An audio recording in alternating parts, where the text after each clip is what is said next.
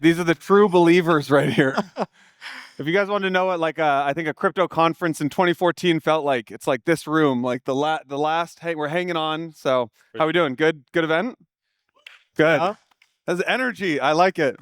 I like it. yeah. This feels like my first conference that I went to was in New York in the Bitcoin Soho Center. Yeah. And I was working at JP Morgan at the time. I had like a suit and tie, snuck out of the office.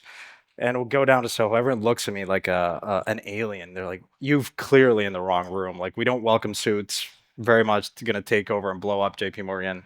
But anyways, felt like this. Like no one's there. Like the Andreas Antonopoulos videos, where he's Yeah, where like, he's like standing there. He's the only one presenting, and yeah. yeah, We can't promise we're going to deliver so much alpha as Andreas Antonopoulos like in 2010 talking about Bitcoin. But yeah. Does anyone here listen to the Empire podcast? Do you guys have any idea what that is? This guy. Let's go. This guy. I love it. Cool. Well, thanks for listening. So Santi and I have been hosting this podcast for 5 years. It's called Empire. Maybe let's talk about token takeaways. One of the things Blockworks does is run a bunch of conferences. We see a lot of conferences. We've both been in the industry for a while. We've seen kind of a lot of volatility, a lot of different narratives come and go. What are your big takeaways from the last couple of days in Dubai? Maybe there's the on-site at the token takeaways. Then we've been at some of the kind of side parties and stuff like that.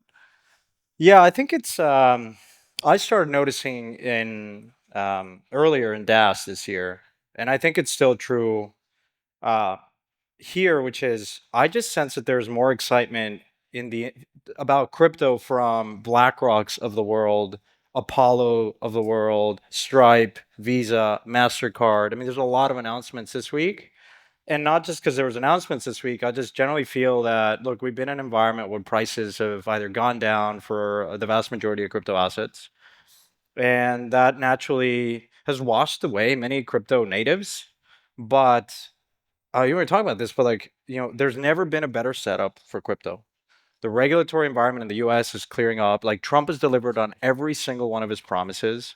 Um, and I just feel the excitement. Like genuinely, this time is different. You're not in that like Long Island iced tea. Everyone puts blockchain on their earnings to pump the stock. But I do think that institutions are like now backing up their interests in crypto. And you also see a lot of like the OGs, a lot of my friends are not showing up to these conferences anymore. Yeah. So what that means for me is it's a really exciting time to be in crypto.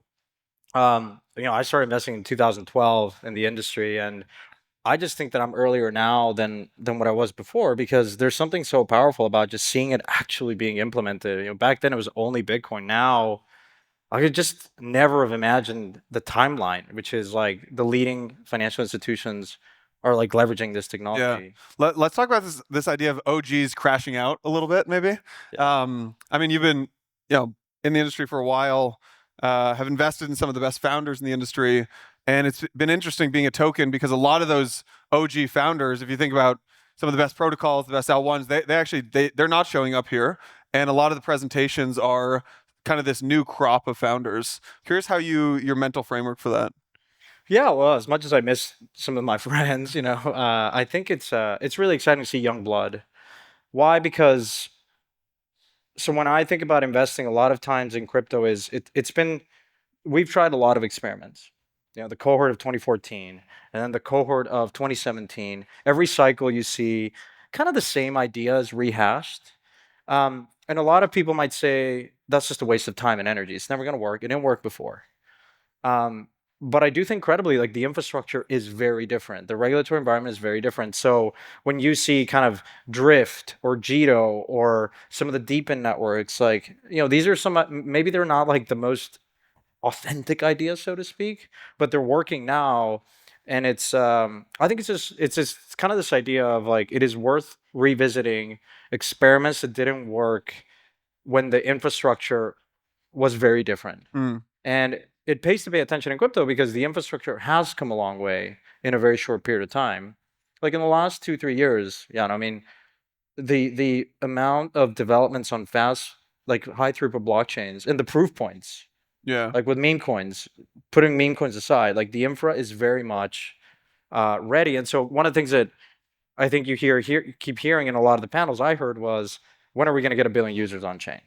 And that's now kind of the focus, right? Yeah. And So this week, talking about some of the news stories of the week. This week there was two actually funding announcements that got basically a bunch of shit on Twitter. I saw one was Maiden and one was Camp, and but I know both those teams, and congrats on both of them for the fundraise and the announcement, because that's always difficult. But I think the thing that people didn't like when you read about these just new chains, another new chain, Yeah.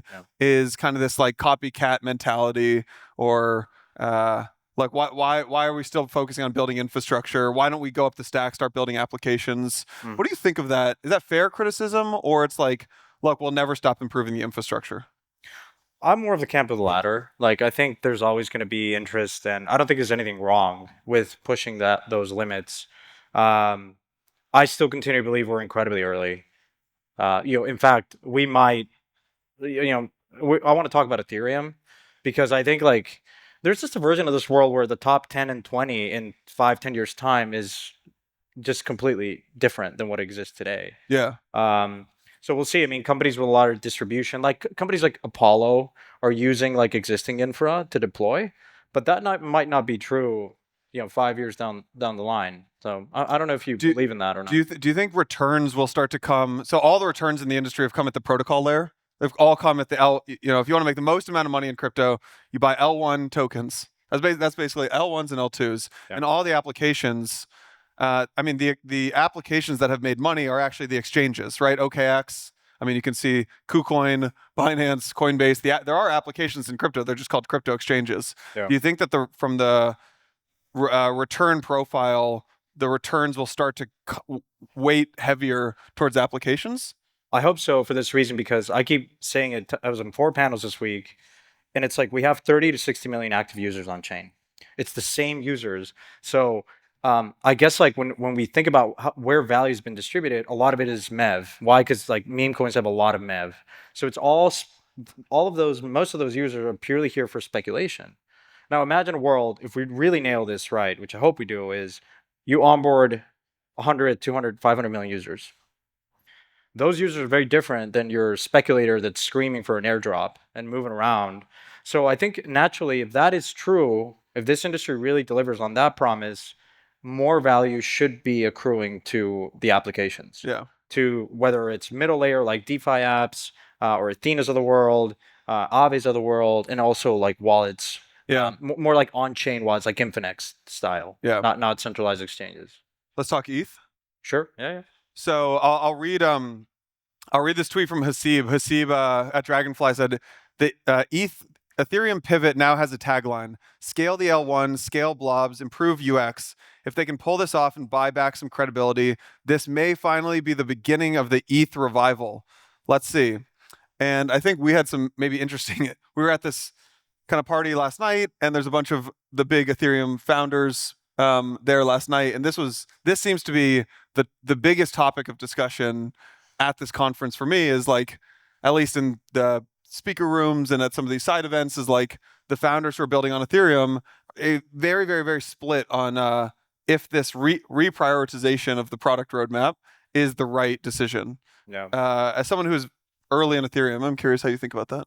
Well, that's been my frustration with Ethereum. It's like it's not practical, and it's been this different factions within the Ethereum community that all kind of like are pushing their own narrative and the L1 and L2 construct. But I think like everything is now on the table, because I think everyone just can align on one thing, which is we're losing a lot of mind share and market share. And so it's really encouraging to see folks, OGs, the few that showed up, that were there mostly, and saying, let's actually just think about how do we, ideas that I would have never have heard. Yeah. Someone that I'm really close with, and he's like, you know what, like now it's worth considering, because if we don't do this, then we're just going to be irrelevant. Like now, what is worth considering? Well, like certain proposals out there, which is like, okay, how do you? Can we integrate other Yeah, I I mean, basically, I think the conversation that will start to happen at the Ethereum L2 layer. Basically, there's been this there's this weird thing in crypto where there's the tech layer, which is like, the tech is very important, but there's the social layer. And if you talk to a lot of the, I think, L2 founders, they are more concerned about the social layer. And as one of them put it last night, they said, what is Ethereum alignment? it's getting your monthly tweet from Vitalik, right? It's we're Ethereum aligned, therefore the EF and Vitalik are going to tweet about us once a month, right? Yeah.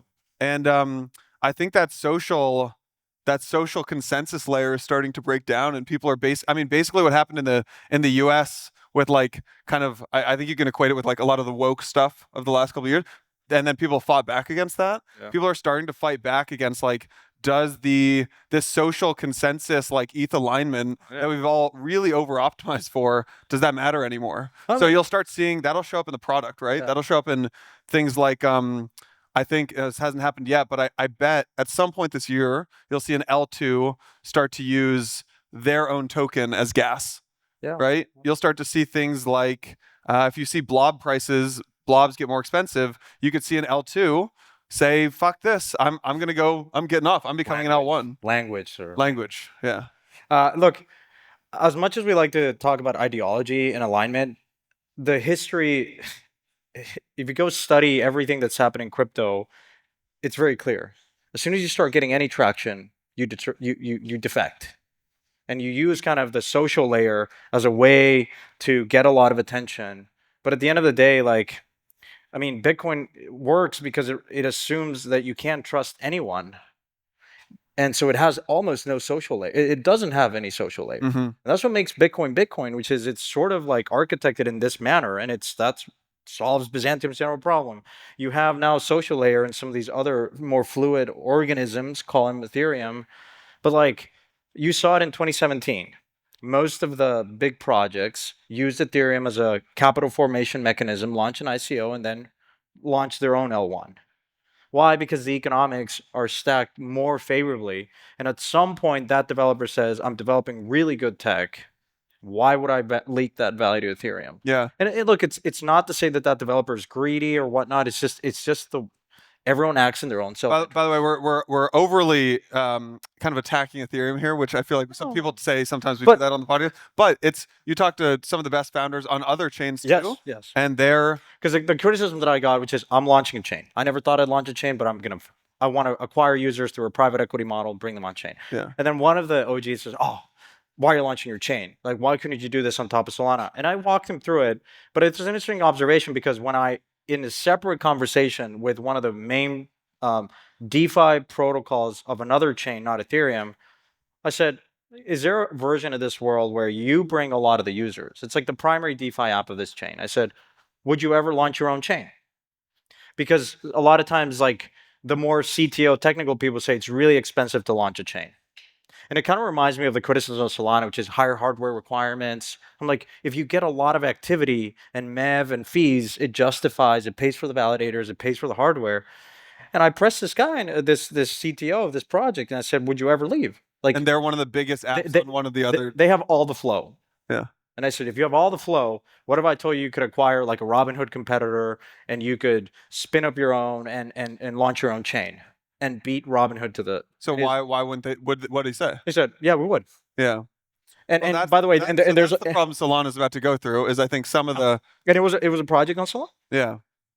What if you're in Solana's shoes, how do you solve that? Well, I think candidly, it's like they need to deliver on like, increased bandwidth, reduced latency. Because then the chain just becomes a launch pad where you got apps and then they grow and they grow and they grow. And then once they get big enough, then they go launch their own chain. I mean, I think the company to watch here is Athena. I mean, they're going out, they're launching their own chain. They just announced the Telegram, which is a lot of announcements. So yeah, I'm not saying that every major protocol that gets a lot of traction is going to launch their own like layer one. Right. But I do think that it's just something that you're going to start, if you own the user relationship and you can get more economics by being vertically integrated, I think it's something that will continue to happen. Yeah. That doesn't mean that Ethereum goes to zero or Solana goes to zero. I'm not suggesting that, but it's just a phenomenon So the other thing that people were talking about at this event last night was, I think a lot of frustration from founders saying, look, we spent all this time building this decentralized network and here comes Hyperliquid and is just, basically like I don't know a data server, like a single server chain essentially. You've got other guys like what Hyperliquid is doing in where are they located, Japan or something? Somewhere. What they're doing in Japan, like Fogo's going to do in Chicago. These kind of like hyper localized single server chains optimized for just the user experience, but not optimized at all for the decentralization, things like that. Do you like? I don't know if you have any thoughts on like how far that push ends up going. Like, is this where it goes? Or are we going to keep seeing this more and more and more? I think eventually crypto is going to be very good at very specific use cases. Technology is incredibly centralizing, but for very specific use cases, DeFi is really good. And there's always going to be someone that is going to bid for guarantees that blockchains give you, which is credibly neutral to some extent, but also the verification of immutability. And I think that that's like the most important thing. So like if you're Apollo or BlackRock, you like DeFi, you like a network like Ethereum because it has a lot of security and it has liquidity, composability, but more importantly, you're interacting in a system called decentralized finance that minimizes counterparty risk. Yeah. Where you can inspect collateral in Aave 24/7, 365. And that's not the case for a centralized solution. Yeah. So I don't know. I think you know, it pays to be practical in crypto. You know, like Hyperliquid was very practical in how they went about it, and I think there's a lot of merit to that. Yeah. But I still think that there's very specific use cases where decentralization and security are still paramount and will continue to be. I know we're supposed to talk about token takeaways. Yeah. So I have another takeaway from token, which is This says 0, but we can't keep going, or what's we're done. Did we run out of time? We're done. I forgot to look at that. All right. Oh, like it's blinking red. It's I'm like, blinking. what's going on? The market's going down. Sorry. All right. My other last takeaway is I just want to give a shout out to Token because they did an incredible job. It's like such an incredibly it's a high performant. They're high performant chains. It's a high performant conference. So the organizers did a 10 out of 10 job, and big shout out to Alex and the whole team. Yeah. So yeah, I've been coming here since years, and Singapore and here, it's honestly super. I know you run your own conference, which is great too. we learn a lot from. But amazing conference. And it's great to see everyone come out, and it's really, especially in a place like here, which is the government so progressive and pro crypto, and it's just really nice to be here. So it's always a treat. Cool. Thanks for listening to Empires, folks. Thanks, folks. See you guys. Cheers.